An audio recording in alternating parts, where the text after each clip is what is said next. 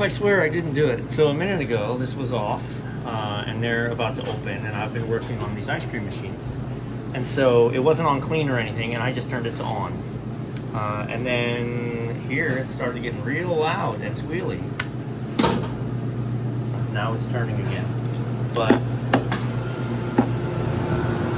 it is super thick. It's so thick that what we heard was it tripping out. Now I like the fact that I just heard the freezer drop out. We shouldn't be compressing anymore. There it goes. Obviously this is way too thick, but I want to process some new stuff, which is the opposite of what you should get. If this has been sitting still all night, what happens is your sugar settles and then it doesn't freeze. And you're supposed to take a couple buckets of this, put it back in the top to get it churned up. And I didn't do that, but, and I'd be real curious to get this cold stuff out of here, get that compressor to kick back on. That is too thick. Alright, so after watching this for a while, it actually shut down on a beater overload.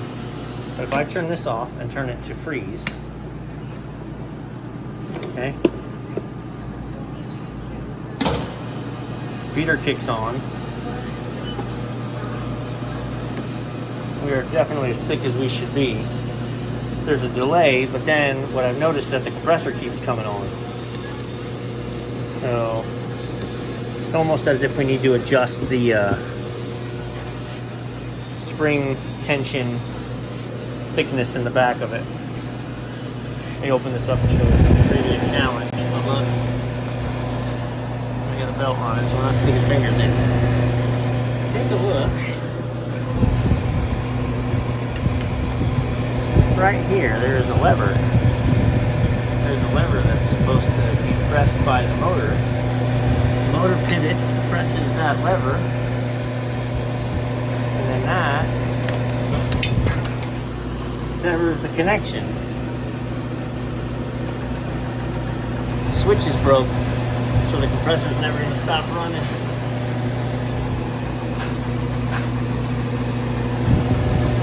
How are we going to work this out? Alright, I'm going to have to order the switch, and they're going to have to keep switching it to clean every so often.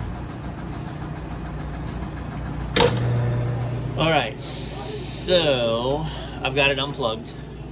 So I was able to work this back in because of that little gap. It was tough, but it's supposed to work like this. I haven't tested it yet, but I bet the switch itself is bad, and here's why I say that. This I could see being popped up. If we just push down and keep pushing down and keep pushing down, something's going to give. Well, when it gets to this point, it's supposed to shut off the compressor, and then the motor is supposed to gently come back.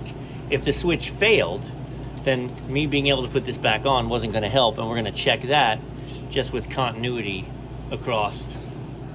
All right, taking another good look at it. I had it mounted incorrectly. It has to be on the front hole, and the problem with that is that's what's broken over here. It won't stay in.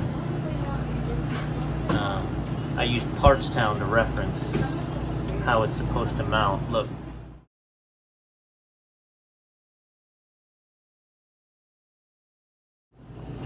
Alright, so there's no way for me to rig it the way that's broken. So Stoelting is drop shipping it to this location for me. So, is what it is.